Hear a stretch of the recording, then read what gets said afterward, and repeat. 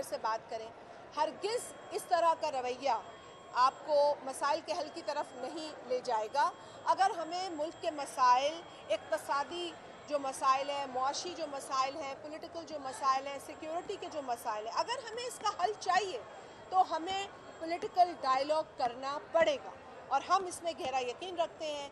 जो मुज़ाकरात हो रहे हैं इस वक्त हुकूमत के साथ, जो हमारी जमात की तरफ से भी कमेटीज़ तश्कील दी गई हैं, हमें उम्मीद है और अब यकीन तो खैर खुदा को है, अल्लाह को पता है, लेकिन हम मुस्बित सोच के साथ बैठ रहे हैं। उम्मीद करते हैं कि नून लीग की जो वफाकी हुकूमत है वो इन मुतालबात को अवामी बस मंज़र में समझेगी और इस पर गौर करेगी और जल्द से जल्द इन मसाइल का हल निकल आएगा। जो आपका पहला सवाल था मैं उस पर आती हूँ। एक भाई आपने कहा मिलिट्री कोर्ट। देखें, एक जमहूरी कारकुन की हैसियत में मैं तो इस खुशी का इजहार नहीं कर सकती, लेकिन ये वही तहरीके इंसाफ है ना जिसने अपने दौरे हुकूमत में यही मिलिट्री कोर्ट्स लगाई। इन्हीं मिलिट्री कोर्ट से 200 के करीब लोगों को सजाएं मिली। अगर ये उस वक्त सही था तो ये आज सही क्यों नहीं है? अगर ये उस वक्त इंसाफ के तकाजे पर पूरा उतरता था तो ये आज इंसाफ के तकाजे पर पूरा क्यों नहीं उतर रहा? आज इस पर तनकीद क्यों हो रही है? मैं तो एक जमहूरी कारकुन हूँ, मैं तो तनकीद उस दौर में भी कर रही थी, मेरी तनकीद पर तो आपने कान नहीं धरे।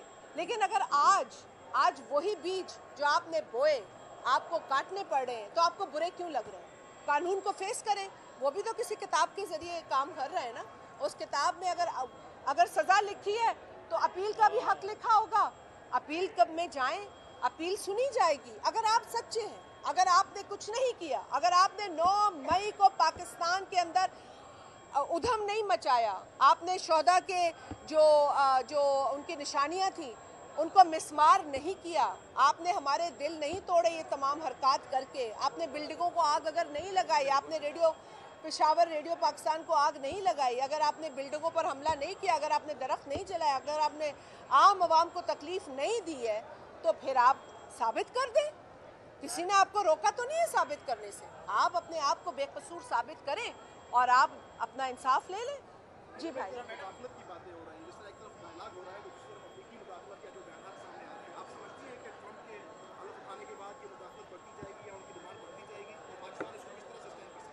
देखिए, ये जो अमेरिका की एक आइंदा आने वाली एडमिनिस्ट्रेशन के जो नुमाइंदे हैं उन्होंने ये बात की है। अब मुझे ये नहीं पता कि अमेरिकी हुकूमत का इसमें क्या मौक़िफ़ है, लेकिन अगर एक शख्स जो है वो ये अंदिया देता है कि पाकिस्तान के अंदर जो सिस्टम है, जो कानून है, जो अदालतें हैं, उस पर उसे मुदाखलत करने दी जाएगी या उसका हक है, तो ये उसकी भूल है। देखिए, पाकिस्तान एक सॉवरन मुल्क है, पाकिस्तान एक आज़ाद मुल्क है। हर मुल्क की तरह पाकिस्तान के अंदर भी एक सिस्टम है, कवानीन है, आईन है, इदारे हैं, जुडिशरी है। ये किसी भी मुल्क को हक हासिल नहीं कि हमारे मुल्क के मामलात में मुदाखलत करे, बिल्कुल उसी तरह जिस तरह हमें ये हक हासिल नहीं कि हम किसी मुल्क के मामलात में मुदाखलत करें। अब अगर कैपिटल हिल का वाक़या हो गया 6 जनवरी को, तो हमने तो नहीं उस पर कुछ बोला, ये उनका मसला था, उनका कानून डील करे, उनकी जुडिशरी डील करे, उनके इदारे डील करें। ये हक इस शख्स को किसने दिया कि वो पाकिस्तान की इंडिपेंडेंस, पाकिस्तान की जो सॉवरेंटी है उसको इतना ईजी लें? और साथ ही साथ मैं ये कहूँगी, क्योंकि मुझे बड़ा अफसोस हुआ, बड़ा हमें दुख हुआ कि हम अमेरिका को एक अहम एलाय की नज़र से देखते हैं, हम इज़्ज़त की नज़र से देखते हैं। हमारे मरासिम आज से नहीं है, कायद-ए-आज़म मोहम्मद अली जिन्ना से लेकर आज तक चले आ रहे हैं और हम चाहते हैं कि पाकिस्तान को भी वही इज़्ज़त मिले, लेकिन हमारे मामलात में मुदाखलत ना की जाए, ये हम बार बार दोहराएंगे। और फिर वो जमात जिसका बानी कहता है कि एब्सोल्युटली नॉट, अब एब्सोल्युटली नॉट का नारा लगा कर आप एब्सोल्युटली यस पर आ गए। आपने लॉबीज़ को पैसे दिए, आपने वहाँ पैसे दिए लॉबीज़ को कि जाओ पाकिस्तान में मुदाखलत की करारदाद मंजूर कराओ। जो कांग्रेसमैन पाकिस्तान के अंदर मुदाखलत की करारदाद मंजूर कराता है, आप ज़रा उसका रिकॉर्ड तो उठा के देखें। वो इस वक्त के इजराइल की जो ज़ायनिस्ट रजीम है उसका सबसे बड़ा हामी है। आप ये उठा के देख लें, गूगल तो आज सब बता देता है ना। उसने मुतअद्दिद बिल्स पास कराए हैं इजराइल को वेपनाइज करने के। अब अगर ऐसे लोग पाकिस्तान की बात करें तो फिर मैं समझती हूँ तो फ़लस्तीन के कॉज के साथ गद्दारी है, फिर तो फ़लस्तीनियों के साथ गद्दारी हुई।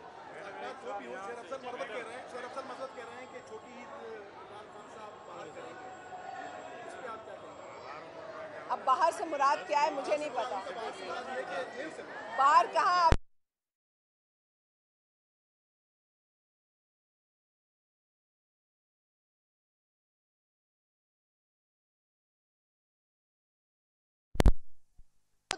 बोल चुके हैं ये बात, हम शादियाने नहीं बजाते, ढोल नहीं बजाते, खुशी नहीं कम मनाते। जिस तरह ये उछलते कूदते थे जब पाकिस्तान पीपल्स पार्टी की या किसी सियासी जमात की लीडरशिप को जेल में रखा जाता था, तो ये शादियाने भी बजाते थे, ये खुश भी होते थे। ईद के त्यौहार पे हमारी बहनों को, हमारी माँ जैसी लीडर फरियाल टालपुर साहिबा को उठा कर ले गए, तो ये इनके लिए खुशी का बायस होगा, हमारे लिए हरगिज़ नहीं है। और मैं इसीलिए कहती हूँ कि देखिए कानून है, अदालतें हैं, हमने भी तो भुगती। 14 बरस तकरीबन सदर जरदारी मुख्तलिफ जेलों में रहे, मुख्तलिफ कस्टडी में रहे, उनके 14 बरस वापस नहीं आए। ख़ास तौर पे इस नुक्ते पर मैं कहूँगी कि वो शख्स बग़ैर किसी इल्ज़ाम के साबित हुए बरी हुआ, सुर्खरू हुए सदर जरदारी, लेकिन उनके 14 बरस को वापस करेगा? उनके जो बरस उनके बच्चों से दूर गुजारे गए, उनकी शहीद जो अहलिया उनसे दूर रहे, वो उनके कारकुनान से दूर रहे, अपने गांव से दूर रहे, तो वो कौन उनके वापस करेगा? वो शख्स तो इनोसेंट बाहर आया है, लेकिन उसे आपने अजियत दी, उसे आपने तकलीफ दी, और आपने देखा कि अल्लाह ने इज़्ज़त दी। अल्लाह इज़्ज़त देने वाला है, अल्लाह बेइज्जत करने वाला है, ये किसी के हाथ में नहीं। मैडम मेरा सवाल है कि शहीद जुल्फ़िकार अली भुट्टो का जो सुप्रीम कोर्ट में मसला साल हुआ, क्या मोहतरमा बेनज़ीर भुट्टो को 17 साल बीत गई शहादत के, तो अभी तक वहाँ केस उसका कहाँ तक पहुँचा? क्यों नहीं आज तक इसका कोई सलूशन हुआ? जबकि जरदारी साहब बोल रहे हैं कि कातिलों का हमें पता है, तो उसको आवाम के सामने क्यों नहीं लाया जा रहा? देखिए, कातिलों का ना सिर्फ हमें तो उस वक्त ही पता था कि दहशतगर्दी की कार्रवाई है, हमें तो उस वक्त ही पता था कि ये दहशतगर्दों को, शहीद मोहतरमा बेनज़ीर भुट्टो को शहीद करने के लिए जो है पूरे मंसूबे के तहत ये किया गया है, क्योंकि शहीद मोहतरमा बेनज़ीर भुट्टो साहिबा कह रही थी स्वात में पाकिस्तान का झंडा लहराऊंगी, ऐन उस वक्त जहाँ पर दहशतगर्दों का कब्ज़ा था, ऐन उस वक्त जब पाकिस्तान की आवाम को दहशतगर्दों ने अपने कब्ज़े में लिया हुआ था, पाकिस्तान के इलाकों को दहशतगर्दों ने अपनी जद में लिया हुआ था। शहीद मोहतरमा ने इस्लामाबाद में खड़े होकर कुछ दूरी के फासले पर ये नारा लगाया कि पाकिस्तान में अमन लाऊंगी, पाकिस्तान का झंडा गाड़ूंगी स्वात में। ये बात दहशतगर्दों को पसंद नहीं आई। हम जानते हैं इस दहशतगर्दी का निशाना हमारी शहीद मोहतरमा बेनज़ीर भुट्टो साहिबा बनी है। अब अगर हम अदालतों का एहतराम ना करें तो फिर कौन करेगा? पीपल्स पार्टी तो अदालतों का एहतराम करने में गहरा यकीन रखती है। पीपल्स पार्टी ने इस मुल्क को आइन दिया, और अब जो 26वीं आइनी तरमीम हुई है उसका सेहरा भी जनाब बिलावल भुट्टो जरदारी के सर जाता है। ये आइनी तरमीम लाने वाली तो हुकूमत थी, लेकिन उनके पास कोई स्ट्रैटेजी नहीं थी, उन्हें समझ नहीं आ रहा था कि पॉलिटिकल डायलॉग कैसे किया जाए। ये तो हमारे नौजवान कायद बिलावल भुट्टो जरदारी की हिम्मत थी, उनकी कमिटमेंट थी, उनकी डिटर्मिनेशन थी, जिसकी वजह से 26वीं आइनी तरमीम हुई। अदालतों के निज़ाम में जो बेहतरी आने की ज़रूरत थी, लाने की ज़रूरत थी, वो लाई गई। और उस 26वीं आइनी तरमीम के अंदर एक और नुक्ता जो हमारे कायद ने डलवाया वो था माहौलियात के हवाले से। आप देख रहे हैं क्लाइमेट चेंज ने कितना नुकसान किया है। क्लीन एनवायरनमेंट हम सबका हक है, साफ हवा हो जिसमें हम सांस लें, हमारा हक है। इस हक को आईनी हक बनाया गया 26वीं आईनी तरमीम के ज़रिए बिलावल साहब की तजवीज़ पर। और अब वो ये कह रहे हैं कि जो इंटरनेट का मसला पैदा हुआ है, अब देखिए इंटरनेट कहने को तो इंटरनेट आप कहेंगे कि जी क्या वाईफाई है, लेकिन आप जानते हैं कितने लोगों का इन्हिसार कारोबारी एतबार से, पढ़ाई के एतबार से इंटरनेट के ऊपर है। ये हुकूमत के जो नुमाइंदे हैं वो कह देते हैं जी इंटरनेट तो ठीक है, आपका सर्वर ख़राब होगा। अरे भाई, कुछ होश के नाखून लें, कुछ अकल से काम लें। पाकिस्तान के अंदर जहाँ पर डिजिटल एज में पूरी दुनिया पहुँच गई है, पाकिस्तान में भी तरक्की होनी चाहिए। पाकिस्तान क्यों पीछे रह रहा है इस डिजिटल एज में? आप सिर्फ कदगने लगा रहे हैं, सोच ख़त्म होती है ना नज़रिया ख़त्म होता है। आज जो नज़रिया है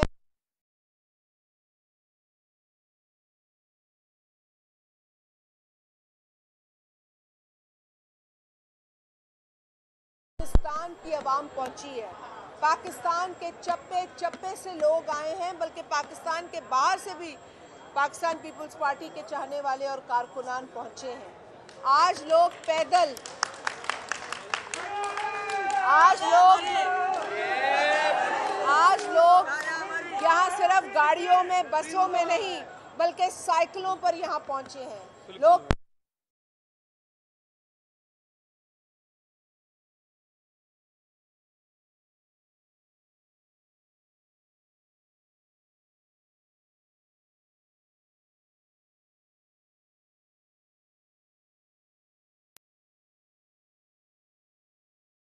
भुट्टो साहिबा के मिशन को, उनके लख्ते जिगर पाकिस्तान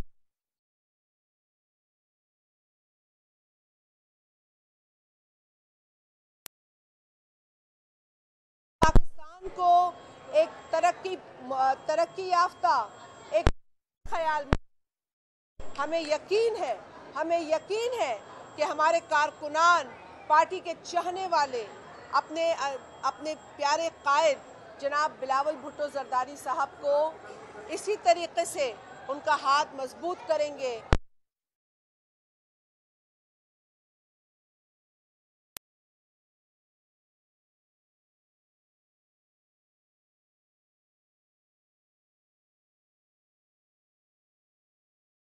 डेमोक्रेसी के लिए काम किया, क्या इस वक्त जरूरत है कि मुल्क को? देखिए, शहीद मोहतरमा बेनज़ीर भुट्टो साहिबा ने बहुत सारे जो हैं वो जंगें लड़ी हैं। पाकिस्तान के अंदर जंग लड़ी, पाकिस्तान लोगों को रोजगार दिया मोहतरमा शहीद ने।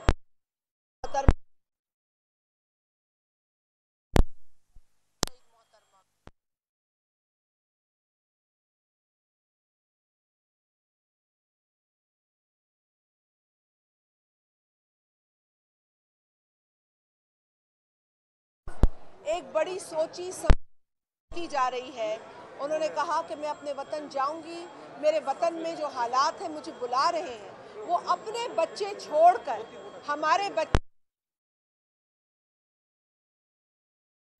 हमारी औलाद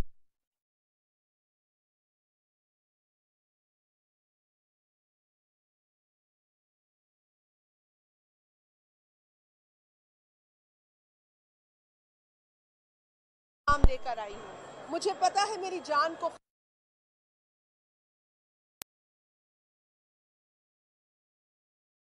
मेरी ज़रूरत है, तो वो कुर्बानी शहीद मोहतरमा ने दी है। हम उस कुर्बानी को भुला नहीं सकते। हम उसका कोई, मैं कहती हूँ, हमारे पास उसका कोई हिसाब भी नहीं हम दे नहीं सकते।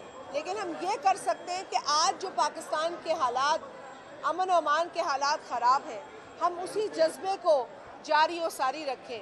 पाकिस्तान को आज भी आप जानते हैं कि दहशतगर्दी का सामना है। पे दर पे हमारे जो सिक्योरिटी फोर्सेस के लोग हैं, चाहे वो हमारी फ़ौज के हों, चाहे वो हमारी पुलिस के हों, उनको निशाना बनाया जा रहा है। वो भी हमारे भाई हैं, वो भी इस मुल्क का सरमाया है। हमें कतन ये बात जो है वो तसल्ली बख्श नहीं लगती जब अमन अमान की सूरत हाल इतनी बिगड़ती हुई हो। और हम जो सिविलियंस कुर्बानी दे चुके हैं, 80,000 की जो है वो कीमती जानों का नजराना पेश हुआ है यहाँ पर अमन के हुसूल के लिए, बशमूल पीपल्स पार्टी के कारकुनान, बशमूल पाकिस्तान पीपल्स पार्टी की कायद जनाब शहीद मोहतरमा बेनज़ीर भुट्टो साहिबा। तो अमन के लिए हमारी हर मुमकिन कोशिश है। हम मौजूदा हुकूमत को आपके तवस्सुत से एक बार फिर ये कहेंगे कि पीपल्स पार्टी अपना मुस्बत किरदार अदा कर रही है और करती रहेगी। इस मुल्क में अमन के हुसूल के लिए जहां पीपल्स पार्टी के ताउन की ज़रूरत है, हम हमेशा हाजिर रहे हैं और हाजिर रहेंगे। लेकिन हमें अमन की सख्त ज़रूरत है। हम सिक्योरिटी के पेचीदा हालात देख रहे हैं। हम दहशतगर्द की इंतहा पसंद की सोच देख रहे हैं कि किस तरह हमारे अवाम को, हमारी सिक्योरिटी फोर्सेस को निशाना बना रहे हैं। हम चाहते हैं कि ये हुकूमत डट के मुकाबला करे। हम ये चाहते हैं कि इस हुकूमत को ज़रूरी है इस वक्त, अगर मुआशी तरक्की चाहिए, अगर इस्तेकाम चाहिए, तो हमें अमन अमान को मजबूत करना पड़ेगा। एक सवाल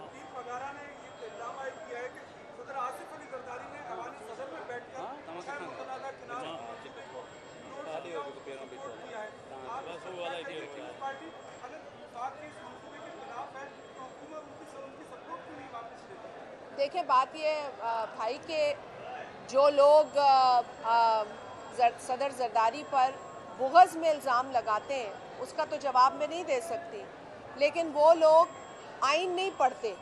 उन्हें ये नहीं पता कि सदर का ओहदा कितनी इस वक्त अहमियत का हामिल है। ये सदर जरदारी ही थे जिन्होंने बतौर सदर अपनी तमाम तर पावर्स पार्लियामेंट को वापस की, जो एक आमिर ने अपने कब्ज़े में की थी। ये सदर जरदारी ही थे जिन्हें पता था कि ये सदर का जो ऑफिस है उसकी बतदरीज वो ताकत को कम कर रहे हैं, लेकिन उन्होंने वो ताकत कम की, यहाँ तक कम की कि आज वो सदर का ओहदा महज एक आइनी ऑफिस है और इसके अलावा कुछ नहीं है। तो आप अगर ये कहें कि इस मुल्क की एक अहम जो फैसला है और जो बड़ा ख़तरनाक फैसला है वो 6 कनाल निकालने का, अगर आप कहें कि वो सदर का ऑफिस कर रहा है, तो मैं कहूँगी कि आप अहमकों की जन्नत में रहते हैं। आप आइन पढ़ लें, आपको पता चल जाएगा कि ये एग्जीक्यूटिव फैसले कौन लेता है। हम दरियाए सिंध से 6 कनाल के हवाले से जो तजवीज़ है या जो फैसला किया गया है, जो हमें सुनाई दिया, हम उस फैसले को रद्द करते हैं। हम ऐसी किसी भी ख्वाहिश को पूरा नहीं होने देंगे। हमने कालाबाग डैम के लिए कम्मू शहीद पर धरना दिया। शहीद मोहतरमा बेनज़ीर भुट्टो ने गर्मी के मौसम में, पारा यहाँ होता है बॉर्डर पे, आप ये कर रहे हैं ना, जरदारी साहब को जिन्होंने इल्ज़ाम दिया है, इन्होंने कालाबाग डैम के हक में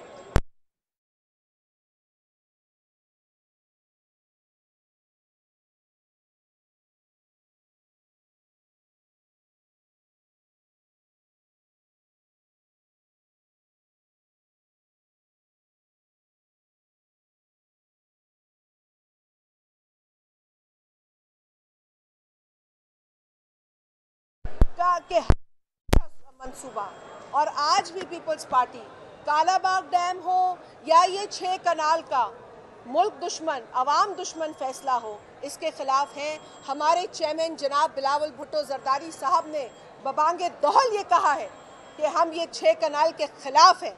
हम भी समझते हैं कि पानी की ज़रूरत है, लेकिन आप क्यों नहीं एग्रीकल्चर में, आप क्यों नहीं इनकलाब लाते, इरिगेशन में इनकलाब क्यों नहीं लाते, स्मार्ट इरिगेशन क्यों नहीं करते, पानी की किल्लत में अगर है तो उसके लिए टेक्नोलॉजी का इस्तेमाल क्यों नहीं करते। आए बैठे हमारे साथ, हम बताएंगे फार्मिंग कैसे होती है। हमारा ताल्लुक है ज़राअत से, यहाँ ज़राअत को आपकी मदद की ज़रूरत है। आप ज़राअत का गला दबाने पे लगे हुए हैं, आप उनका गला घोंट रहे हैं और फिर 45% टैक्स लगा रहे हैं अब एग्रीकल्चर पे। आप पहले ही इस तबके को, जिसको सहारे की ज़रूरत है, जिसको मदद की ज़रूरत है, आप उसका गला घोंट रहे हैं और फिर आके ये तोहमतें लगा देते हैं जरदारी साहब पर। ओ भाई, होश के नाखुन लो। आपका जरदारी साहब दुश्मन नहीं है, हमदर्द है। इस मुल्क का हमदर्द सदर, जिसने इस मुल्क के पार्लियामान को और इस पार्लियामान के ज़रिए इस मुल्क की आवाम को मजबूत किया। आप कैसे ऐसी बात सोच सकते हैं जरदारी साहब के लिए, जिसने पाकिस्तान खप्पे का नारा लगाया उस वक्त जब पाकिस्तान में केओस था, जब पाकिस्तान में अफरा तफरी थी, उस वक्त पाकिस्तान खप्पे का नारा लगाने वाला हमेशा पाकिस्तान और पाकिस्तान की आवाम के हक की बात करेगा। मैडम, के फैसले आना शुरू हो गए, क्या इमरान खान को भी मिलिट्री कोर्ट से 9 मई के केस के अंदर सजा का इम्कान है? इस पर आप क्या कहेंगे? देखिए जी, दो सवाल। एक तो शादी करेगा, दूसरा ये बताइएगा कि मुज़ाकराती कमेटियाँ जो बनाई गई हैं, आपको लगता है कि इसका कोई नतीजा निकले? देखिए, मैं आपका पहला सवाल, दूसरे सवाल का जवाब पहले दे देती हूँ कि मुज़ाकरात में तो पाकिस्तान पीपल्स पार्टी यकीन रखती है। हम समझते हैं और पीपल्स पार्टी के चेयरमैन जनाब बिलावल भुट्टो जरदारी साहब ने 12 कई मौक़ों पर ये कहा है कि डायलॉग जो है वो हमारे तमाम तर जो पॉलिटिकल मसाइल हैं उनका हल है। अगर आपको पॉलिटिकल स्टेबिलिटी चाहिए, हम आहंगी चाहिए, तो एंगेजमेंट करनी पड़ेगी। हम ये नहीं कह सकते कि हमारी गर्दनों में सरिया लगा है, हम बात नहीं करेंगे, हमारी इज्जत घट जाएगी हम किसी पॉलिटिकल पार्टी से